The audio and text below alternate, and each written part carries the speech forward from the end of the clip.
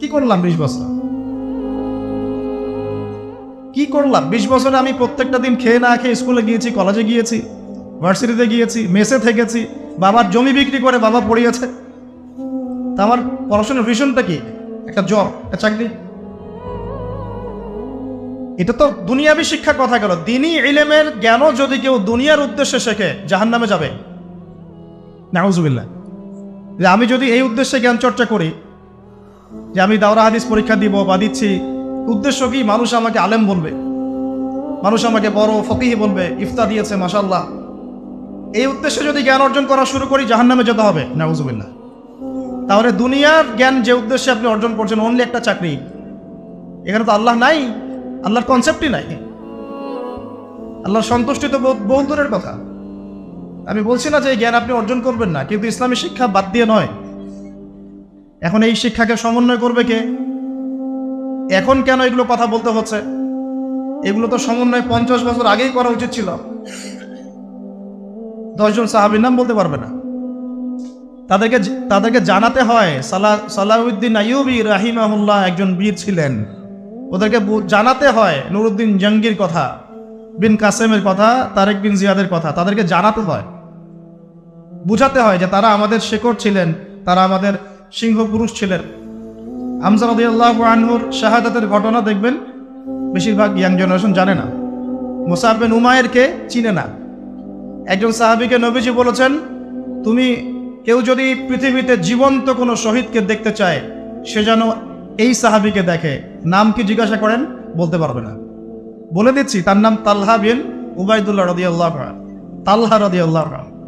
উহুদের যুদ্ধের দিন আল্লাহ নবী সাল্লাল্লাহু আলাইহি ওয়াসাল্লাম বিপর্যয়ের সময় ডানে বামে মাত্র 9 জন সাহাবী ছিলেন। 7 জন আনসারী, 2 জন মুহাজির। 2 জন মুহাজিরের একজন তালহা রাদিয়াল্লাহু আনহু, একজন সাদ বিন আবি ওয়াক্কাস। তালহা রাদিয়াল্লাহু আনহু আল্লাহ নবীকে সেভ করার জন্য এদিকে 7 জন একে একে শহীদ হয়েছেন, বাকি 2 জন বেঁচে আছেন।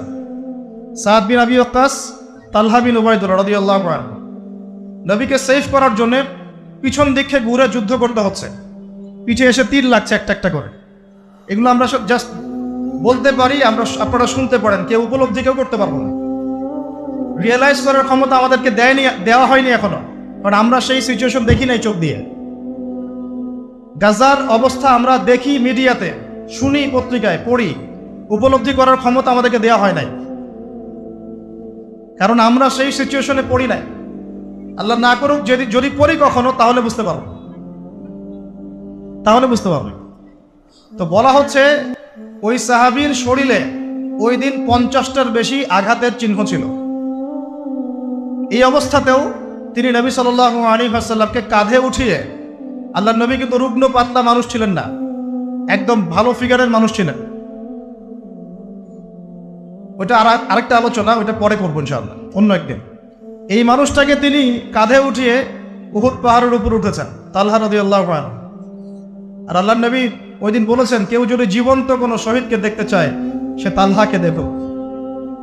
শহীদ হয়ে গেছে, মাটিতে হেঁটে বেড়াচ্ছে, জীবন্ত শহীদ। আর একজন সাদ বিন আবি ওয়াক্কাস রাদিয়াল্লাহু আনহু। অন্যান্য সব সাহাবী আল্লাহ নবীকে একটা কথা বলতেন, আমার পিতামাতা আপনার জন্য কুরবান হোক। শুনেছেন না? ইয়া রাসূলুল্লাহ, আমার পিতামাতা আপনার জন্য কুরবান হোক। আল্লাহ নবী নিজে এই একমাত্র সাহাবী সাদ বিন আবি ওয়াক্কাস রাদিয়াল্লাহু আনহুকে উহুদের যুদ্ধের দিন বলেছিলেন, সাদ তীর ছোড়ো, সাদ তীর ছোড়ো, আমার পিতামাতা তোমার জন্য কুরবান হোক। সাদ বিন আবি ওয়াক্কাস মাদিয়ান বিজয়ী, পরবর্তীতে মাদিয়ান বিজয়ী বীর সেনাপতি। এই জেনারেশনকে আপনাদের এই নামগুলো শোনাতে হয়, চেনাতে হয়। তাহলে কি বুঝতে পারছেন তারা শিক্ষা সিস্টেমে কত পিছিয়ে গেছে, কত দূর চলে গেছে আল্লাহ থেকে, রাসূল থেকে, সাহাবীদের থেকে। যারা মাদ্রাসায় পড়ে তারাই শুধু এগুলো জানে। আর এই টোটাল পপুলেশনের কত পার্সেন্ট মানুষ মাদ্রাসায় পড়ে? অর্ধেক? মোটেও না, আরো কম নিশ্চয়ই। 40%, 30%, হয়তো 20% হবে। আর বিশ্বাস করেন, আমরা দেশ ঘুরে যা বুঝতে পারি যে বাংলাদেশের মোট জনসংখ্যার হয়তো 5 থেকে 10% মানুষ দিন নিয়ে ফিকির করে, বাকিদের কোনো ফিকিরই নাই।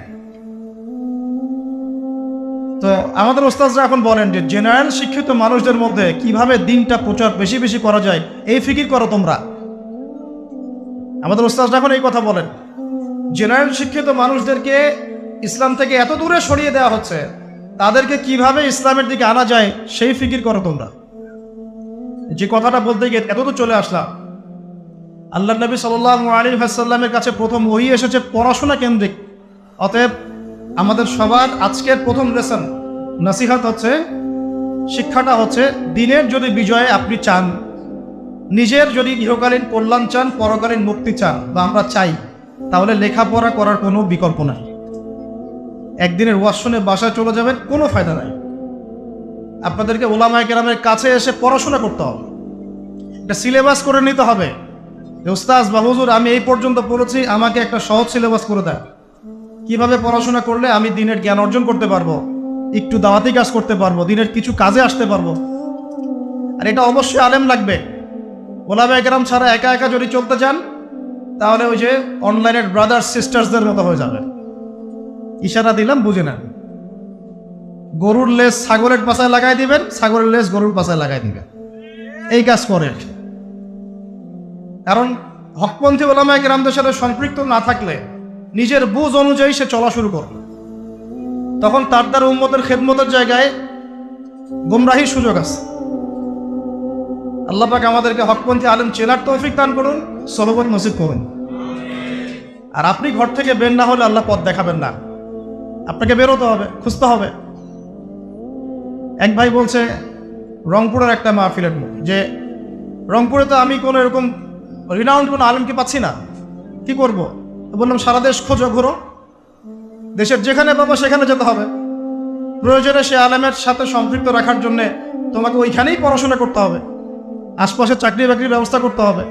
এই ফিকির তো আমার, তারও না আমার, গন্তব্য আমার। এটা কি আসমান থেকে মান্না সালোয়ার মতো পড়বে? অতএব প্রথম নসিহত, দিনী ইলমের চর্চা বাড়িয়ে দেন। আমি আপনাকে ফকিহ হতে বলছি না, মুহাদ্দিস মুফতি হতে বলছি না, বলছি বেসিক পড়াশোনা করেন, আদারওয়াইজ আপনি দিন থেকে ছুটকে যাবেন। আর পড়াশোনা করার এটা প্ল্যাটফর্ম না, এটা পড়াশোনা করার কোনো প্ল্যাটফর্ম না। এই ফেসবুক, ইউটিউব এটা পড়াশোনা করার কোনো প্ল্যাটফর্ম না। এখানে শুধুমাত্র এখন ফিতনা ছড়ানো হচ্ছে। আপনি যদি বলেন ভাই আপনার লেকচার শুনি ইউটিউবে, ফেসবুকে, আরো বড় বড় আলেমদের লেকচার শুনি, আমি স্বীকার করছি, এটা আমি স্বীকার করছি। কিন্তু এই 10% উপকারিতার চাইতে এখানে 90% ফিতনা আছে। আর ওই ফিতনাটাকে চিহ্নিত করার ইলম, জ্ঞানের গভীরতা যদি আপনার না থাকে, তাহলে আপনি বিভ্রান্ত হয়ে যাবেন। একই বিষয়ে 10 রকম 10টা কথা বলছে, মানুষকে ইস্যু পাগল বানিয়ে রেখে দেওয়া হয়েছে। সুবহানাল্লাহ, গাজা ইস্যু চলাকালীনও আমরা এমন এমন ইস্যু নিয়ে এখন মাঠ গরম করে বসে আছি, যেগুলো নিয়ে এখন কথা না বললেও হতো। আমাদের কমন সেন্স একদম নিচের পর্যায়ে নেমে গেছে। বাসার পাশে আগুন লেগেছে, আর আমরা এখানে ইখতিলাফি মাসআলা নিয়ে ঝগড়া করছি। উম্মার উপর বিপদ এসেছে, কাফেররা যুদ্ধ লঞ্চ করেছে, কাফেররা ক্রুসেড লঞ্চ করেছে, আমরা এখন ইখতিলাফি মাসআলা নিয়ে ঝগড়া করছি। এখন হাত বাঁধাই ফিক্স করতে পারলাম না। আর কিছু মানুষ আছে, সমাজে কিছু মানুষ আছে বা তাদেরকে ছড়িয়ে দেওয়া হয়েছে, যাতে আপনারা মূল লক্ষ্য গন্তব্য থেকে সরে যান, ছোট ছোট বিষয় নিয়ে ব্যস্ত হয়ে পড়েন। সুবহানাল্লাহ, আমি এই ব্যাপারটা নিয়ে খুবই হতাশ। ইস্যু পাগল হবেন না। এই উম্মতের জন্য সবচেয়ে বড় ফিতনা হচ্ছে ইস্যুবাজরা। ইস্যু পাগল হবেন না, মূল জায়গায় থাকেন। মূল জায়গাগুলো আমরা আজকে আলোচনা করবো ইনশাআল্লাহ। আইয়ামে জাহিলিয়াত থেকে শুরু করেছি। দেখেন, এই জাহিলি যুগটাকে বর্তমান বিশ্বের সাথে মেলানো যায়, 100% মিলে যাবে। বরং ওই সময়কার জাহিলিয়াতের চাইতে এই সময়কার জাহিলিয়াত আরো অনেক বেশি। ওই সময় সুদ ছিল মক্কা মদিনায়, জাজিরাতুল আরবের মধ্যে। এখন সুদ হচ্ছে পুরো বিশ্বের মধ্যে। তাহলে কোনটা বড় কোনটা ছোট বলেন? এবার আসেন, ওই যুগে নবী সাল্লাল্লাহু আলাইহি ওয়াসাল্লাম কি করলেন? নবী হওয়ার পরে প্রথম 3 বছর গোপনে গোপনে দাওয়াত দিয়েছেন। কত বছর?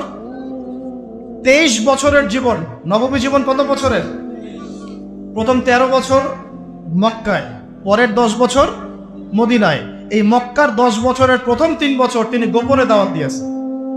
আল্লাহ নবীর কাছে ফেরেশতা জিবরাইল আসেন, যার একটা পাখার বাড়িতেই আবু জেহেলদের পুরো সংসদ ভেস্তে যেতে পারে। তাহলে আল্লাহ নবীকে কেন গোপনে দাওয়াত দিতে হয়?